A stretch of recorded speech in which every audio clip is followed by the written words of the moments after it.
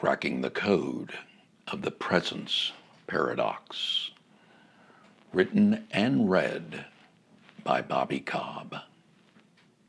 T.S. Eliot once said, "We shall not cease from exploration, and the end of all of our exploring will be to arrive where we started and know the place for the first time."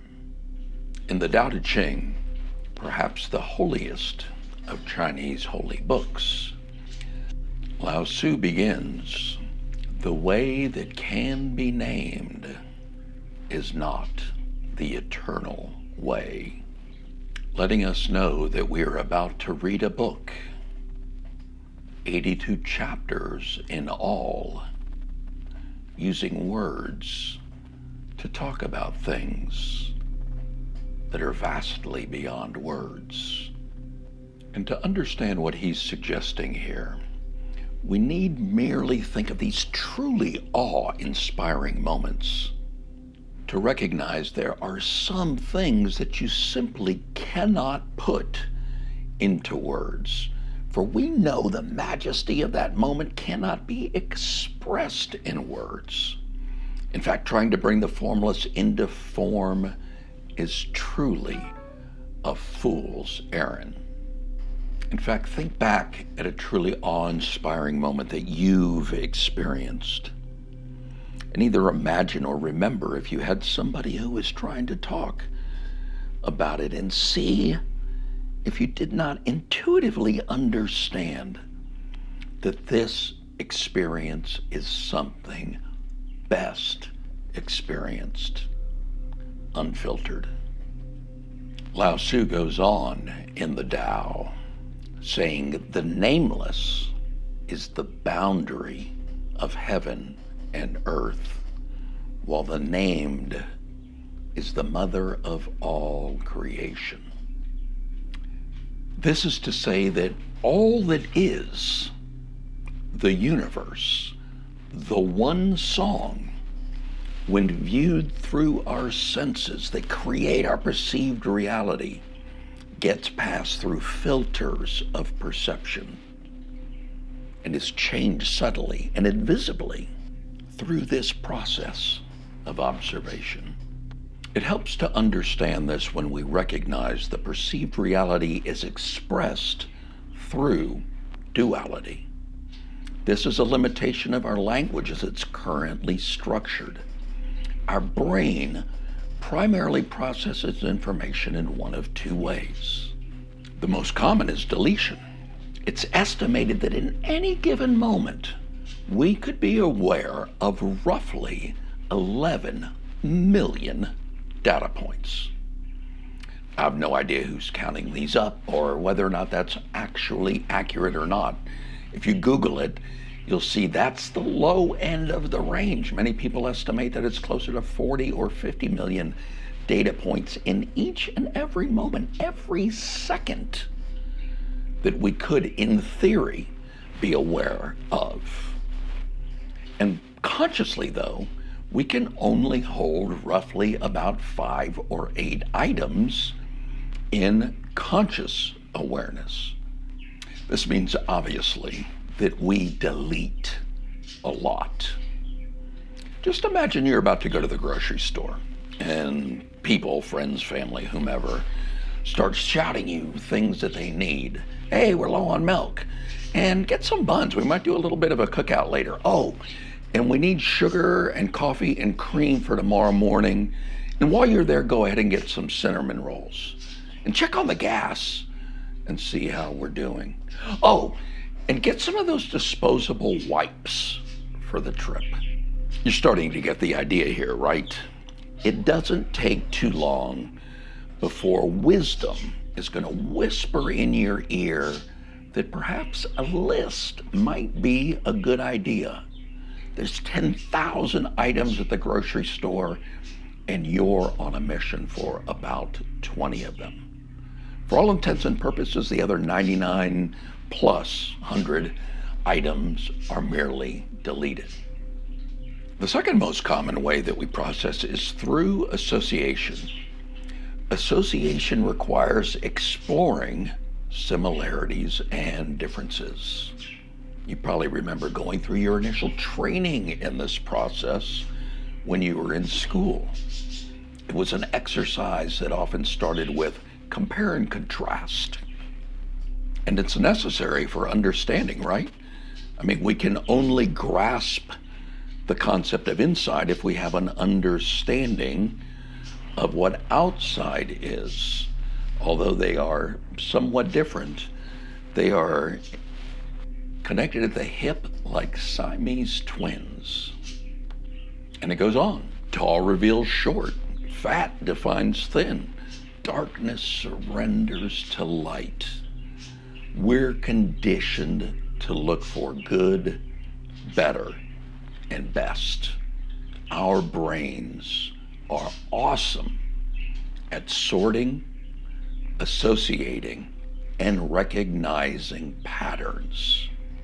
It's been said that we are an exquisite pattern recognition system. If you play around with these concepts a little bit on a relative level, you could make the case that there's a secret conspiracy between opposites. And the conspiracy is to look as different as possible, and yet underneath be simultaneously identical. Why? Simple. Because you don't find one without the other. It's as if society agreed in unison to have a really bad dream, but for everyone to agree that the dream is real, and then ostracize anybody who refused to play along or to point out that the dream isn't actually real. Metaphysicians get this. In the medical physical realm, there's an understanding which to an outside observer can seem like secret or hidden knowledge. However, it is an open secret hiding in plain sight. And this open secret often appears invisible. That which is esoteric, that which is profound, that which is deep. This is what we'll call the implicit.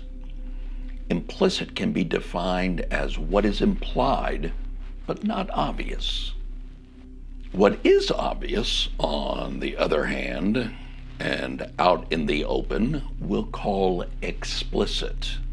That is something that's completely obvious and leaves no room for doubt. And my perception filtered through my environment, and you and your perception filtered through your environment are explicitly as different could be. Imagine a speaker delivering a talk to 20 or 25 folks. There's only going to be one talk given, and a unique message will be received by each audience member. It'll be different.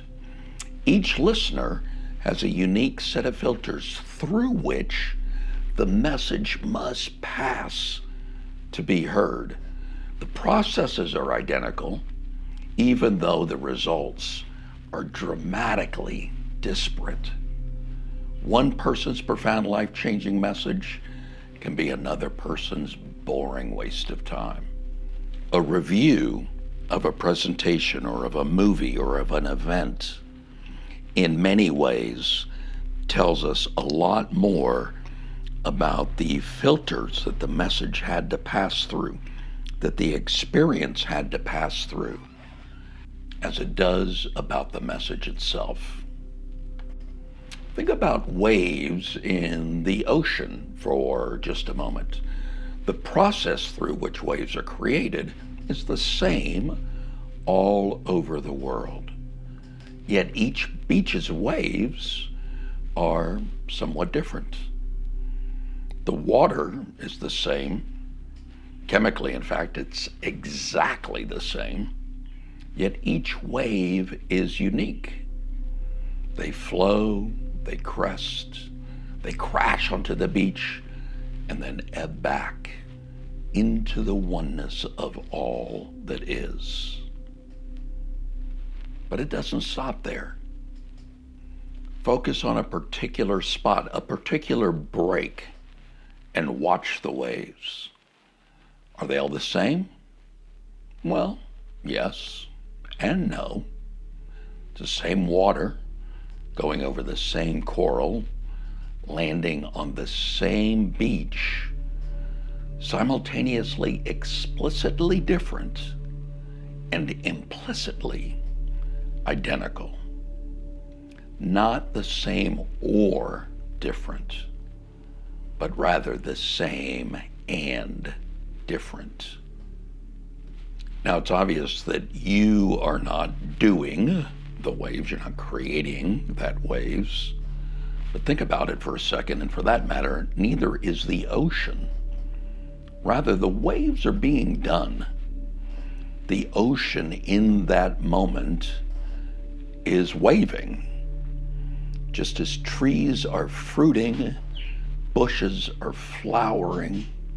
And isn't it interesting to note, with just that little shift in our language, the experience changes from a thing, from a noun, into a doing or a verb.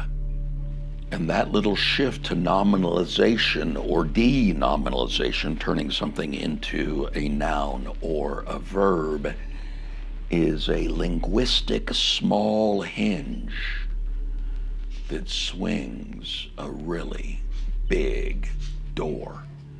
I mean, think about it. What's the difference between I ran, or I am running, and I am a runner?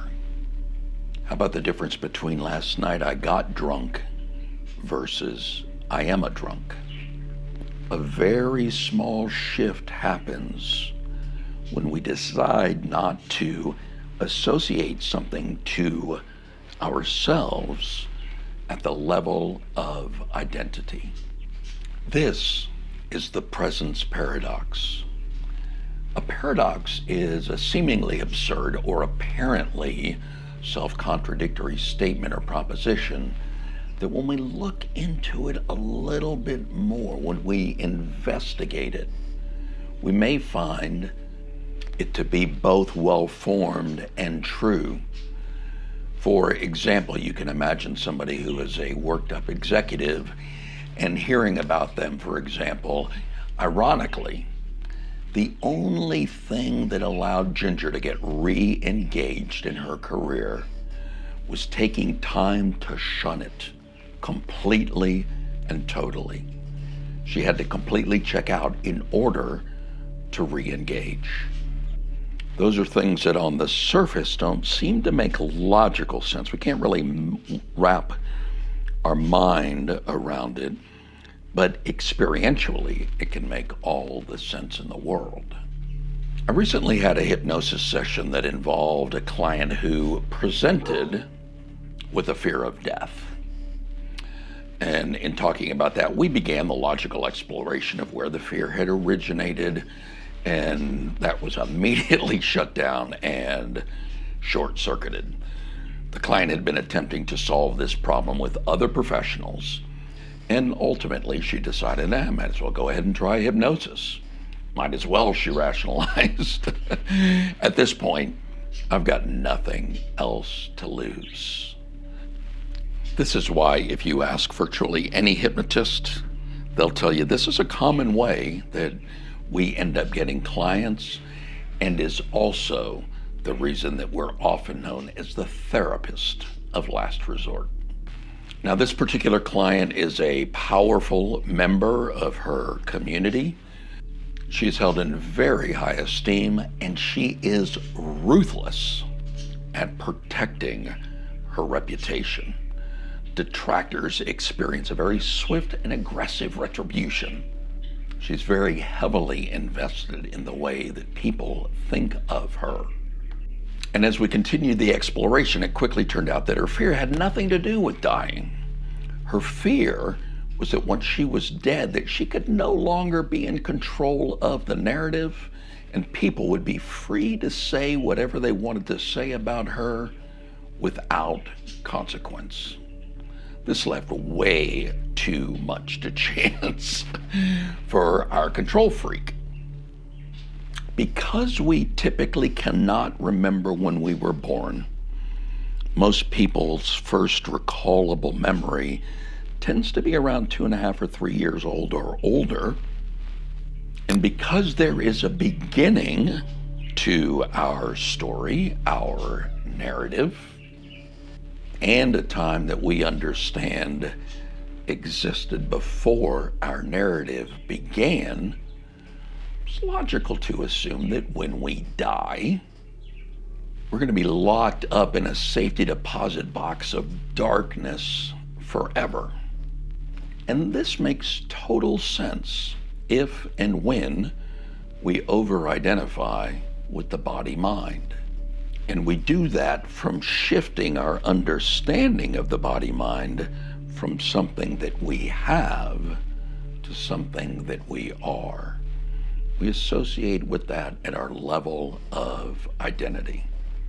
We begin to assume that the body and mind are essential to us. What does that mean? Well, when I make eggs, I like to make an omelet. And obviously I've got eggs in my omelet, but I typically also have spinach and mushrooms and maybe some tomato and cheese, salt and pepper. But none of those except the egg is essential to the omelet. Everything else is additive. But if we've identified with that completed omelet, we might hear ourselves saying to somebody else who's making an omelet that just has mushrooms in it and think, that's not an omelet, that's not a real omelet. Move over, give me a pan, and I'll show you a real omelet. When we contract our divine I am, that part of us that is connected to source, could not become separated from it, and instead focus on our egoic body-mind, we create an illusion. Now that's a word that in my experience tends to trigger a lot of people. People are saying, are you telling me that I'm just making this stuff up? And I'll respond, no, the illusion is very real, but it's still an illusion. What does that mean? Well, think of a mirage. If you've ever driven across the desert, you no doubt have experienced a mirage where you're looking out toward the horizon and you can very clearly see a lake, water ahead. It would give you hope if you're out there on the camel in the desert and on the verge of dying for thirst. But the challenge is, in this mirage, there is no essential water in the mirage. That's the illusion part. Eggs are essential to an omelet. However, water is not essential to a mirage. What's essential to a mirage? Heat and light. Those are the two ingredients that create the illusion that makes it seem like we're seeing a pond.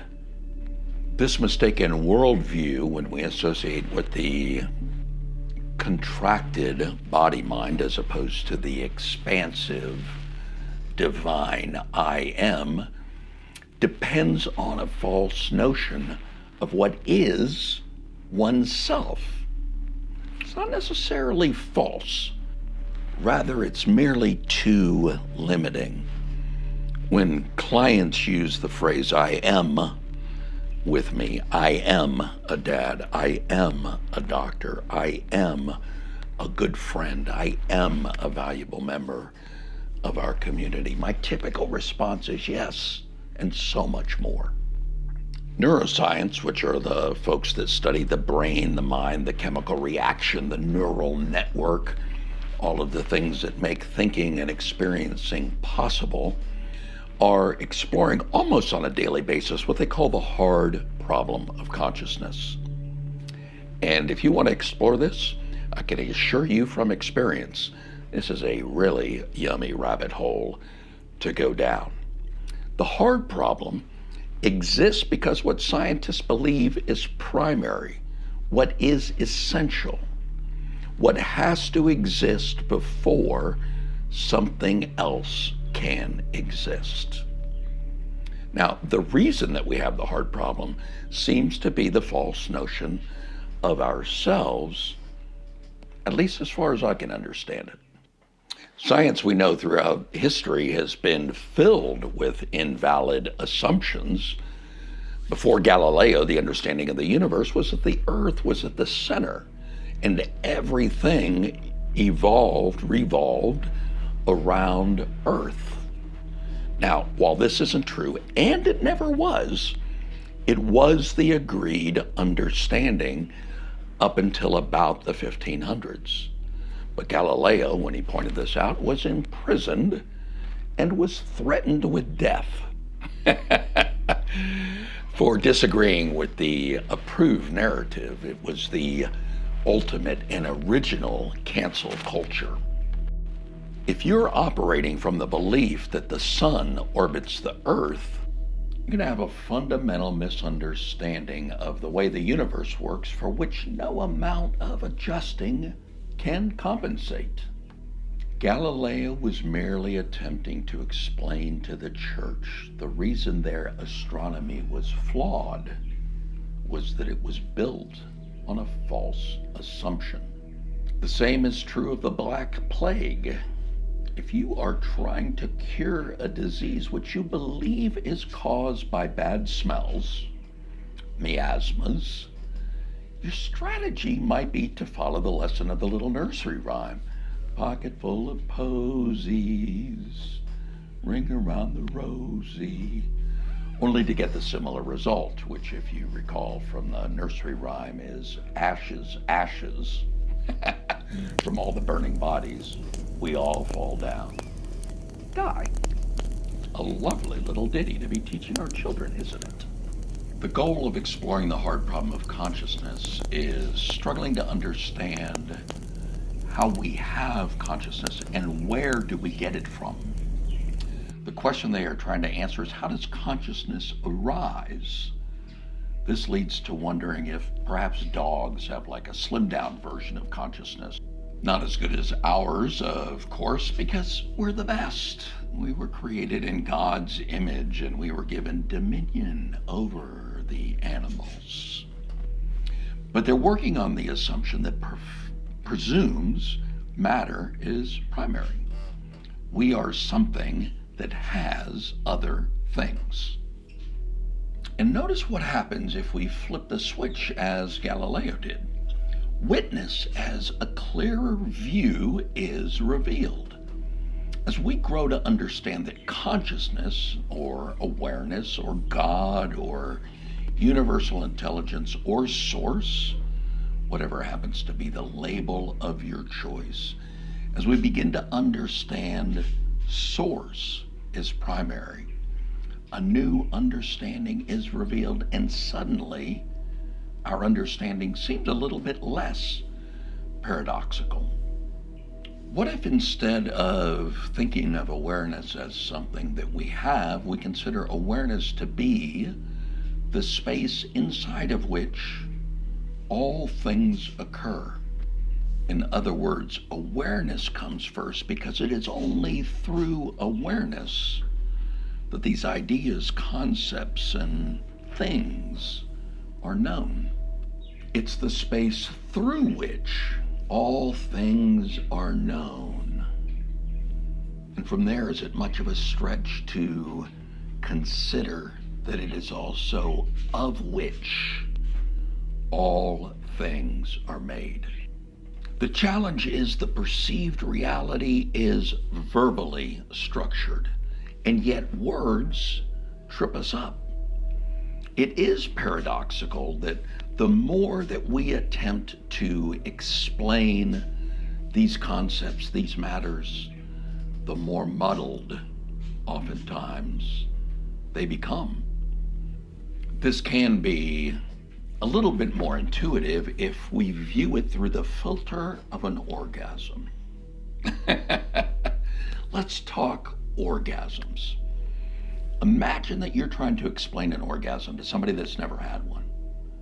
Would more talking help? Is there such a thing as enough talking? If you were to talk for a week solid, would the person listening to you eventually say, "Oh, okay, I think I have it now"? And when it comes to orgasms, once the recipient of the monologue had had one, would the words even still be necessary at all? So with that as my preamble, I embark on the improbable. You have had an aha moment, I suspect, maybe working on a particularly vexing problem, and you finally decide to take a break and go for a walk or wash the dishes or take a shower, and boom, out of nowhere, here comes a flash of insight. Where did that come from? Where was it before it grabbed your attention? And why couldn't you find it a moment ago? Well, the easy answer is it was certainly outside of your focus, outside of your attention. But is it outside of awareness? And be careful as you answer that so that you don't confuse awareness with attention. What's the difference? Let's explore. Before I ask the question, how aware of your feet are you? Well, immediately you probably notice that your attention has shifted. Awareness has changed. Would it be correct to assume that you were not previously paying any attention at all to your feet? Or if you were paying attention to your feet, I feel like I can predict with an expectation of a 95+% accuracy that there was something holding your attention. There was some pain, discomfort, maybe a cramp, or your shoes are a little too tight. Maybe your feet are just hot or cold, but there was something that was actually holding your attention there. We can easily think of tall and small as a continuum, and I invite you to consider attention and awareness in a similar continuum. On a scale, at one end is absolute attention, complete absorption of awareness in a very, very focused plane of observation. This sometimes will come into conversation if you ever talk to somebody who is experimenting with plant-based medicine and has their first psychedelic experience. It's not uncommon that somebody will say, "I went over to the lawn and I found this one blade of grass and I spent 3 hours studying it, completely absorbed. It was as if the complete universe was contained in this single blade of grass." Total attention can be described as the maximum contraction of awareness. And perhaps you felt the opposite, connected outside of time with all that is, all that was, all that will ever be. You're seeing your skin not as something that separates us and delineates boundaries, but rather that organ that connects us. This is a description of completely expanded attention. So attention is awareness contracted. Awareness is attention expanded. The same exact thing, just either zoomed out or zoomed in. Seeming different and appearing different, but the same.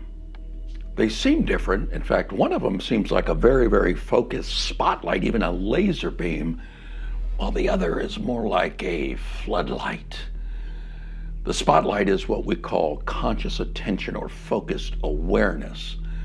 When the teacher yelled at Albert Einstein to pay attention, Albert, she was asking him to stop daydreaming of the infinite universe and focus on the finite word problem that was on the chalkboard.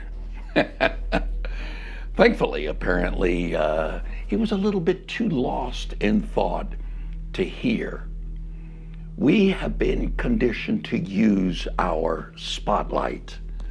I can hear teachers and coaches and Cub Scout leaders and mom and dad saying, "Focus, Bobby, focus." But focus wasn't enough. I had to do it in a very, very solemn and respectful way. Get serious, Bobby. It might seem to the casual observer as if sometimes parenting is the process of wiping out the daydreaming and wiping out the joy of the experience of the child. Now, even though you may not consider yourself to be able to have a very long attention span, people are claiming to have ADHD and OCD like it's some sort of a badge of honor. You might be aware, at least on some level, that you have really long bouts of concentrating. You're just using your spotlight on one thing after another. Flip, flip, flip. Flitting around like a hummingbird from one flower to the next. Now, we also have awareness on this same spectrum. This is what allows us to drive without paying any apparent attention to the road. We could be lost in thought, listening to a yummy podcast about awareness. We can drive for hours, seemingly distracted, but knowing from experience that if we come around the corner and we see a sea of red lights, our internal alarm will call battle stations, and without missing a beat, suddenly we're gonna be all in. Now, conditioning goes even a step further. Conditioning suggests that I am my spotlight consciousness. I am contracted awareness. I am the controller that determines whether we zoom in or zoom out with conscious attention. This is our ego, which is based on the way we mostly see the world. It seems that my ego and I are one, separate and distinct from every other sentient being on the planet, unique. We are conditioned into this constructed belief. We don't start out that way. Largely, we ignore the floodlight. Now, the floodlight of awareness is working all the time. Every nerve ending we have is an intake for this instrument, for this tool. Yet we are conditioned into the belief of spotlight attention. The floodlight awareness is undervalued. In fact, slip into that floodlight awareness in a meeting and you'll likely be greeted with some version of Earth to Bobby, Earth to Bobby. Come on, focus, buddy. We have the sensation of ourselves as being the spotlight attention, viewing experience through this trained myopic view. We're so conditioned into the belief that the floodlight awareness is not us that when we have a profound experience, one that is outside of time, or said another way, one where time stands still, that it's considered a mystical experience. Entering a sacred place of worship, or seeing a beautiful piece of art, or even something as ordinary as a sunset can seem so unique that it seems like a spiritual experience. But it only seems extraordinary because it is an unused muscle. Sort of like when Neo asked Morpheus why his eyes hurt. And he responds, because you've never used them before. We ignore, or we're unaware, or we're ignorant of the vast extent of people who by various methods become completely aware of floodlight consciousness. We say that they've had some sort of mystical experience. We categorize them as special, enlightened, awakened awareness. We speak of them as having accomplished something that's very, very rare. We suspect that they've achieved a cosmic consciousness because they discover the real deep, deep self. But here's the thing. That deep self, which you really are fundamentally, essentially, and forever, is the home of the being, the home of all that is. It's the home of the works, the whole shooting match. And here's the thing. That fully aware, that person who is viewing the world from floodlight consciousness, that's you. It might not look that way as I'm asking you to see the world through a new set of eyes. The hypnosis of social conditioning has convinced you not to use. Yet, this vision is merely dormant. It's not lost. It's part of you. There is simply nowhere for it to go.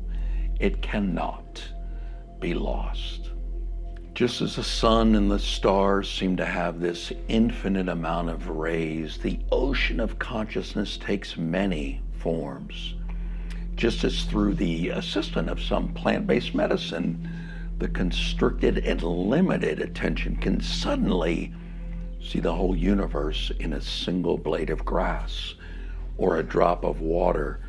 Through these mindfulness practices, you can see the whole cosmos expressing itself in you, expressing itself through you as you are in many different forms and many different variations. Consciousness dances an infinite variety of dances, but every single dance that it does, that is to say, every you that you are aware of, is what the whole thing is doing. So at the end of it, at the end of all of this is a realization that flips a switch. This realization has nothing to do, there's no mission to accomplish, no mystical insight to be handed down from a guru, no secret mantra to repeat. The end of all of our searching is not magical nor mystical. It is merely returning to the beginning, from where it all started, and seeing it all again for the first time. So happy exploring, deep trances, and ciao for now.